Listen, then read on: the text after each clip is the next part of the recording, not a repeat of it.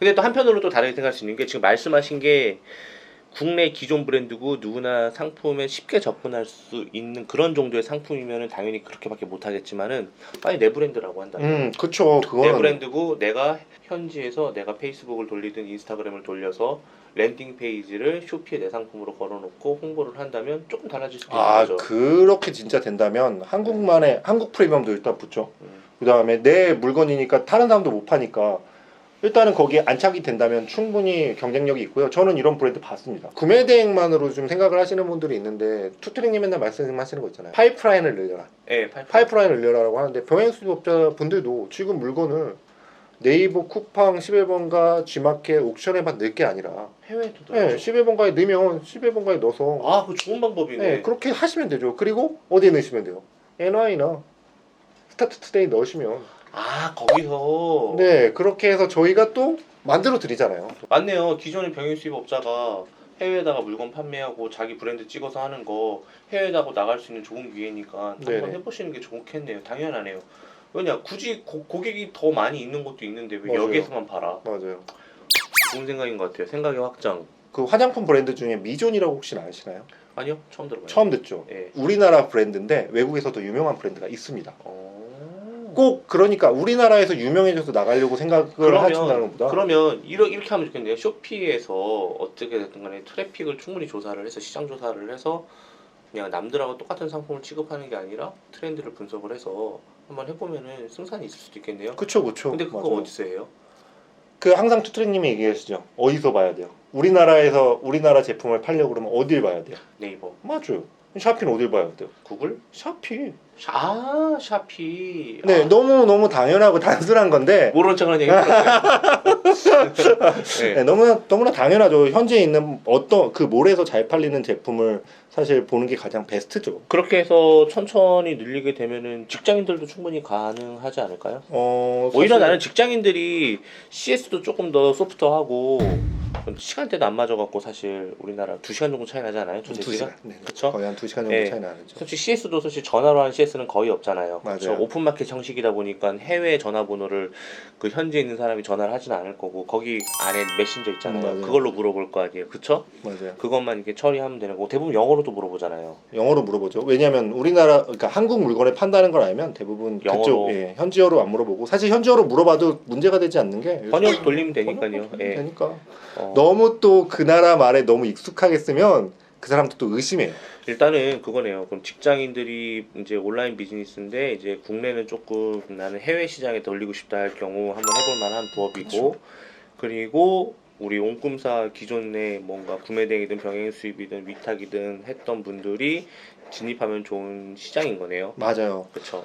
개인적으로 진짜로 이제 추천드리는 거는 어떤 한 주업이 있으시고 그 업에 부업으로 하시는 게 가장 베스트라고 생각을 해요. 그러다가 해외 쪽에서 터지면은 그쪽에 가셔서 사시는 분들도 몇 분 맞아. 봤어요.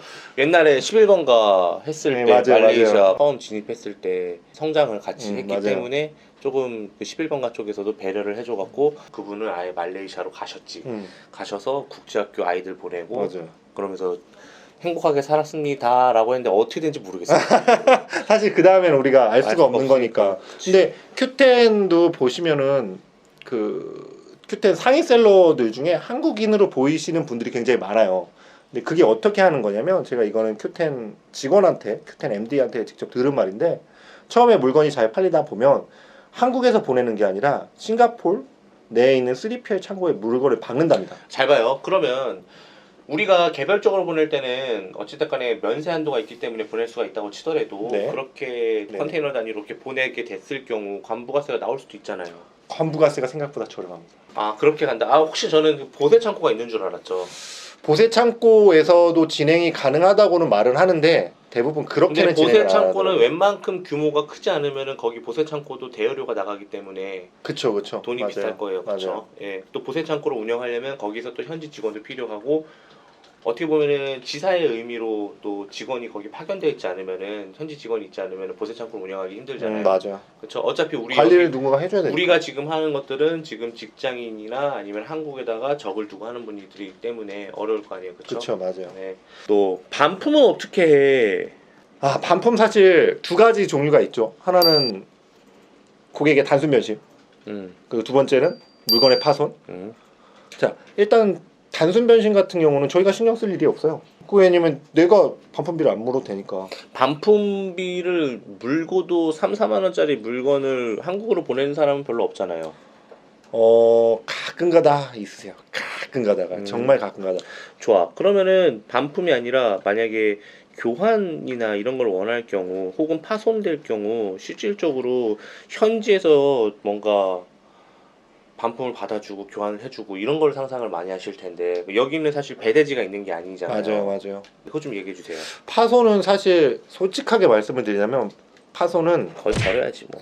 버려야 되는 게 사실은 맞아요. 로스로 보는 거죠? 네, 거의. 어느 정도 로스를 보고 조금 내가 좀 잘 싸서 보냈다. 그리고 싸기 전에 좀 사진을 찍어 보냈다 하면 해당 운송사에게 요청을 할 수는 있어요. 근데 요청사면은 현지 로컬 배송비 배송 회사일 텐데 거기다 요청하는 게 어렵지 않나요? 아닙니다. 그 저희가 보내는 곳은 아, CJ나 큐익스프레스나 그러면은 현지에도 연락을 할 수 있는 부분이 있겠네요. 네, 거기서 다 처리를 해주는 아니면은 거니까. 한국에다가 보내는 곳에서 얘기를 해서 한국에서 그쪽으로 별도로 연락을 해주거나. 그러니까 지금 말씀드린 샤피, 라자다, 큐텐은 사실 퀵스프레스는 자회사니까 좀 제외로 하고요. 퀵스프레스는 직접 얘기하셔야 됩니다. 근데 샤피나 라자다 같은 경우는 자기네들 자체 배송사거든요. 우리나라 CJ랑 맺어가지고 같이 진행을 하는 거기 때문에 그 라자다나 샤피 CS 센터로 얘기를 하면 어느 정도 받아들여줘요. 어쨌든 간에 로스는 어느 정도 받아들이고 네. 정말 그쪽에서 그냥 단순 변심일 경우에는 이제 처리가 불가능한 건 아니다. 네. 반품이 겁내서 못할 일은 없겠네요. 그쵸. 그러면. 그쪽에서 기본적으로 가지고 있는 제휴 회사에서 반품도 진행해 주고요. 충분히 뭐 문제되진 않을 것 같습니다. 그리고 많은 사람들이 또 궁금해하는 게 뭐냐면 정산이에요. 정산이요. 네. 네, 정산이 사실 쿠팡만큼 느린가요? 아니요. 그렇게 느리진 않습니다. 세 군데를 일단 말씀드리자면 네. 큐텐 같은 경우에는 정산이 셀러의 등급에 따라 달라집니다. 오, 그래요? 네, 최고 높은 등급은 제 기억으로 일주일까지도 줄여주는 걸로 기억을 했고요. 그다음에 나머지 샤피랑 라자다 같은 경우에는 물건을 받았다는 확정해 2주가 돼야지 세일스 리포트 나오고. 네, 세지 리포트 나오고 그다음에 페이오니아 쪽으로 옮겨집니다. 페이오니아는 사람들이 생소하겠다. 그거 좀 설명해 주세요. 저희가 사실 해외 몰을 진행을 한다고 했을 때 가장 문제가 되는 게 두 가지라고 생각을 해요. 첫 번째는 배송, 두 번째는 정산을 어떻게 받을 것이냐. 뭐 예를 들면 아무리 큰 시장, 뭐 중국이나 인도 같은 큰 시장이 있다고 해도 배송이 안 되거나 뭐 거기 안에서 내가 물건을 팔았는데 정산을 못 받는다. 그러면 거기 가서 들어가서 할 수가 없잖아요. 아무리 좋은 시장이라도. 라자다가 처음에 자국 내 셀러들만으로 채우기가 힘든 부분을 채우기 위해서 해외 셀러들을 굉장히 많이 유입을 시키기를 원했었던 것 같아요. 그렇기 때문에 해외 셀러들에게 정산을 해줘야 되는데 그때 이제 나온 개념이 다이렉트로 정산을 들어갈 수는 없으니까 중간에 카카오뱅크 같은 가상의 은행이라는 페이오니아라는 가상의 은행을 만들어서 그쪽에다 이체를 시켜주는 거죠. 그러면 페이오니아에서는 한국은행으로 바로 싸줄 수 있는 그런 시스템을 만들어 놓은 거. 페이오니아는 참 이름을 잘 지었어. 원래 이게 개척자, 파이오니아 이걸로 해서 네네. 페이를 붙여갖고 뭔가 이 지불 수단의 뭔가 개척자, 맞아요. 프론티어 이런 느낌을 준 거잖아요. 달러로 정산받고 매주 며칠 일정한 날에 신청을 하면 바로 그 다음 날 들어오고. 맞아요. 그렇게 돼서 좋긴 좋더라고요. 예.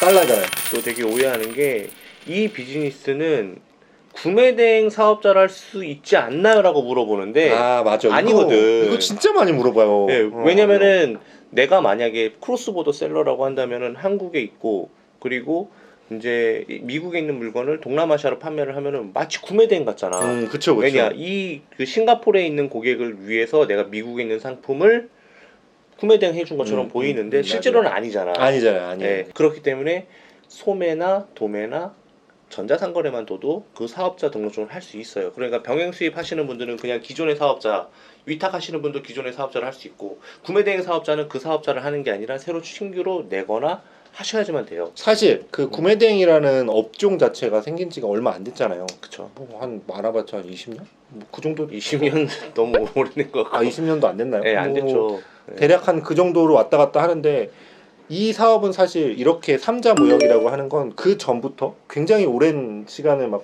거슬러 올라가서부터 시작을 했던 거기 때문에 네, 전혀 어렵지 않아요. 그리고 또 많은 사람들이 그걸 물어봐요. 통신 판매업 신고해야 아. 되나요? 그거 없어도 돼요. 통신 판매는 그쵸. 우리나라 플랫폼에서나 장사할 그쵸, 때나 필요한 맞아요. 건데 그걸 너무 많이 물어보는 거야. 필요 없어요. 근데 이제 이 사업자 하나로 그것만 하면 필요 없지만 이거 하나로 국내 오픈마켓이나 국내 뭐 소셜이나 스마트 스토어 들어갈 땐 필요하겠죠.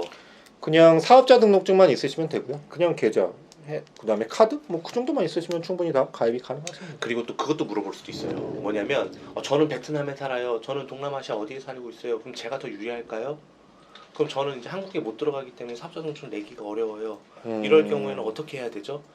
베트남 사업자 내셔야죠. 그쵸. 네. 천지 사업자 내고 수출 에이전시가 되는 거잖아요. 그렇죠, 맞아요. 그쵸. 우리나라랑 똑같은 거죠. 중국에 있는 네. 물건 구매 대행하는 거랑 똑같다고. 네. 근데 이건 구매 대행으로 보지는 않잖아요. 베트남에 구매 대행이라는 개념 자체가 없을 것 같아요. 다들 그냥 상품 매출액으로 잡겠네요. 그쵸? 그렇게 네. 되겠죠. 아무래도. 예. 너무 좀 어려운 질문을 했나요? 아니요. 그래? 되게 전혀. 자신만만하네. 좀 어려운 거 물어볼까? 아, 네, 뭐 그럼 재미 없어진다고요. 여기 입점해서 물건을 잘 팔기 위한 방법이 뭐가 있을까요? 수랭 믿고 따라와!